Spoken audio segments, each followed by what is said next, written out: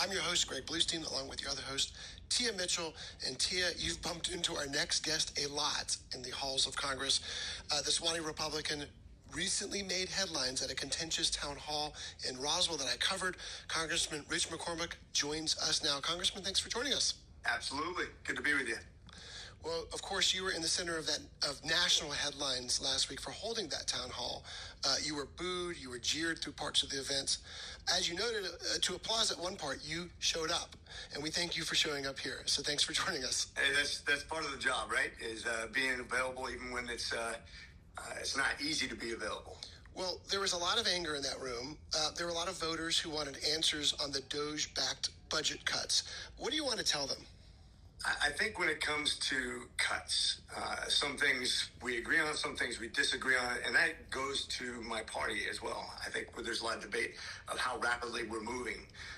Some people who are very conservative also think we should move much more slowly. Some of that has to do with executive orders and how fast we're moving.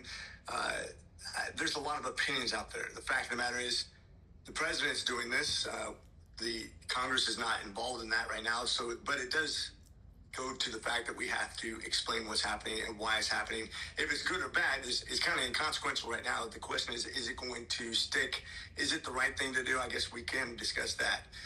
The DOJ right now, for people who say that it's not elected, of course it's not elected.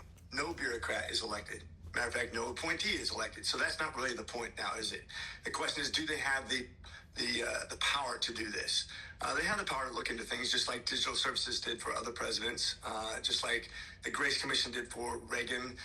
They don't have access to information they shouldn't have. This I've looked into exceedingly. I checked with leadership. I checked with the president's team. I made sure that this is legal. That's what really was important to most people, that they don't have access that they shouldn't have. And then next, do they have the power to fire something? Well, it comes from the executive branch, especially on new hires. Bureaucracies really belong to the president. When you talk about former presidencies and what they were able to do with border control agents, for example, when the president can say, I want you to allow these people in, all they have to do is walk across the border. That was an executive order. That wasn't based on anything that Congress voted on. No laws changed, but yet we had a dramatic change in the way we look at our foreign, our sovereign border. So that's just an example of many things that presidents do, no matter if it's Democrat or Republican.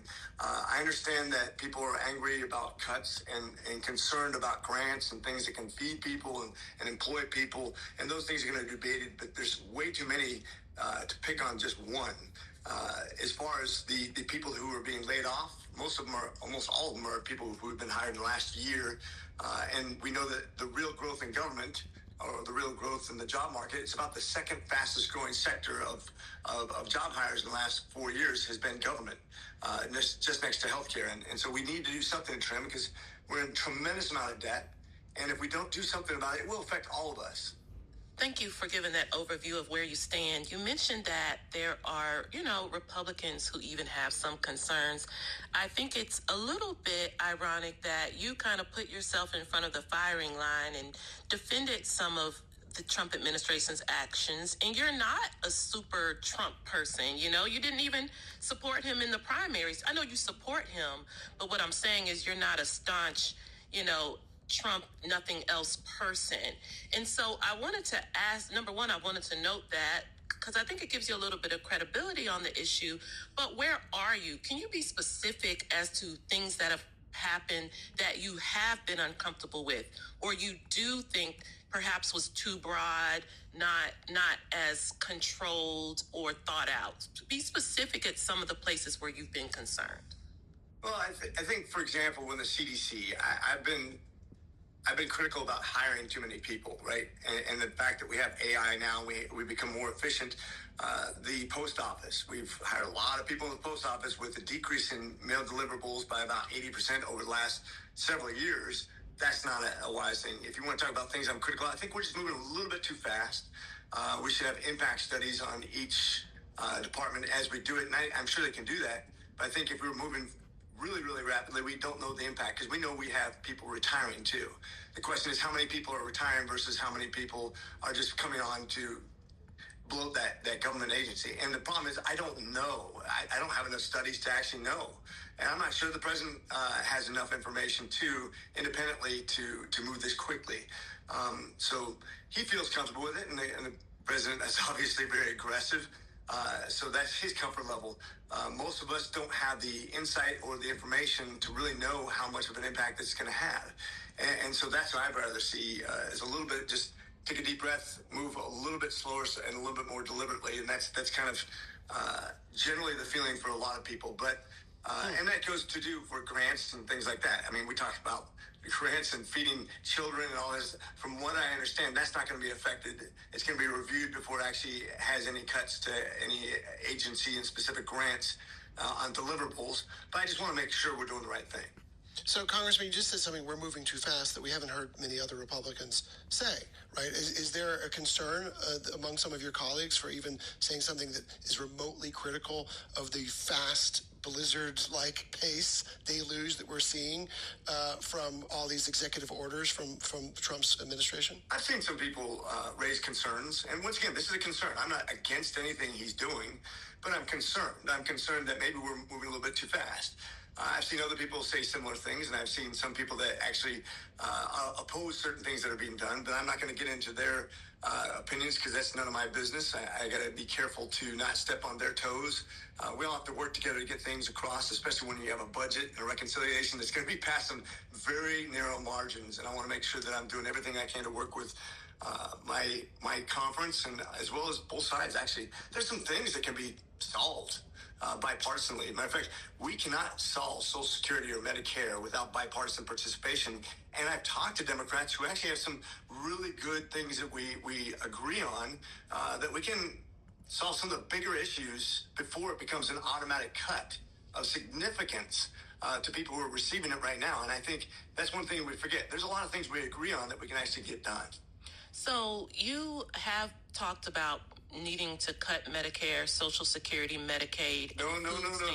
I want to be careful. I control this conversation. Mm-hmm. Cut. It's going to get cut if we don't do something to save it. I'm not gonna vote to cut it. There's 21% cuts coming in about 7 years in Social Security, and about 9 years in Medicaid, of 11% in Medicare. If we don't do something about it, it will get an automatic cut. Now, people are just saying, raise the cap. Don't worry about it. Well, if you do that, once again, you have $36 trillion of debt and you're in 30% deficit spending per year, you're going to ruin the American currency. It is the standard of the world right now. I'm trying to be responsible. I'm trying to save us. I'm trying to save Social Security. And we have bipartisan efforts that would not affect anybody receiving Social Security. No cuts. Anybody who's close to Social Security within 10 years, no cuts. But maybe somebody who's way off, just adjusting it slightly for the amount of age they're going to live to, and adjusting slightly the amount that you're taxed on if you're making over 169 million or something like that. There's little tweaks you can do that they can push this out for another 20 years. And back in 1987, the last time we adjusted it, nobody lost their jobs over it. This could be a great bipartisan effort, and I don't care who gets credit for it. Let's solve a problem. I think that part is, we know Congress is loath to do it, but I think that part, people are like, yes, that's a conversation worth having. Some of the things you floated, though, have been more controversial. We know that work requirements, for example, for people on Medicaid is more controversial. And you've even, and maybe we want to clarify this if didn't come across it, but it seemed during your interview on CNN, you even talked about work requirements for teenagers for food stamps. So, yeah, you're right. It was taken out of context. Matter of fact, she asked me, are you saying this? And I said, no, of course I'm not saying this. But what I'm saying is, if we're encouraging kids, and this is about generational poverty. If we're encouraging kids to stay home, when I was in high school, I don't know about you guys. You tell me what you guys did in high school. But during the summers, and I was talking about specifically summers, teenagers in high school, if you have the ability to go down to the local McDonald's and work, guess what you're learning? A work ethic. Guess what you're earning? Money. And instead of waiting at home for that lunch to come during the summer, which some people do, you're actually learning that I can go get money to go on a date or go bowling or do something fun. And you actually learn that working results in some very positive things in life. And you get that work, you get in that habit. that mind frame that, you know what, the harder I work, the more money I get, the more experience I get. That's a good thing. And the fact that that became controversial just baffles me. I know a lot of you guys out there have worked when you're in high school. I worked in high school, college, basically, I've never had a break in work, and I think that's a good thing for me. It's gotten me where I'm from the son of a secretary when she was employed, a woman who got her degree after I did. I've never stopped getting education, never stopped working, and look, I had as many learning disabilities and disadvantages as most, and I think it's a good thing. It's benefited us. Congressman, we are running up against a break, but I've got two more questions for you. First, you're a veteran, of course. Thank you for your service. But what do you think of the administration's decision to fire VA employees, including some of whom are veterans here in Georgia? Yeah, I don't know specifically which ones are being laid off and for what purposes. One of the problems we've done is we just hire people to fill billets. We know that AI is going to change everything. We know that we're getting more efficient based on computers and the ability to get jobs done. The question is, what were they doing to begin with? If you can't justify that job, I don't really care what your background is. I want to see you go to the right job and be employed doing something that actually benefits all of us in different ways. And I think there's jobs out there that do that. We don't want to make sure the right people are in the right place at the right time. But I don't have enough information on those individual jobs to say, oh, he should have been fired or should remain on the job. I just don't want to comment on something I don't have the extreme details on. And second, and lastly, Congressman, we mentioned at the top of this segment that you were one of the few Republicans who are holding town halls, who are going to be, there was a couple others around the nation who also got some backlash, but I think yours was maybe the biggest center of backlash. Do you plan on holding other town halls? We're deliberating that, make sure it makes sense, that it's going to be useful, that it's going to be a good conversation. Look, the people that showed up, I can understand why somebody would be angry if they think they're being disenfranchised from voting. They think that the SAVE Act is going to make them not be able to vote. 69 million women are going to be disenfranchised. I'd be angry too. But it does give us the opportunity to research, to make sure that we're in line with what they need. The fact that, no, if you have an ID, you get to vote. And if you have a different name and you don't have an ID that you've changed, every state's been directed to make sure that we have a ability for you to vote. If you have a birth certificate and your marriage certificate, you still vote. If you have a driver's license that matches your name, then you still vote. If you have a passport that matches your name, then you still vote. I want to make sure that people have the right information to realize that what we're trying to sponsor and what we're trying to do is just about accountability and making sure that we all get a chance to be represented in a meaningful way. And those kind of conversations are great. And I take them on individually or collectively. I just want to make sure that it's going to be a good conversation. Well, we are looking forward to your next town hall. We really appreciate you joining us. Thank you, Congressman Rich McCormick, for joining us. Yes, thank you. It's always a pleasure, guys. You have a great day. You too.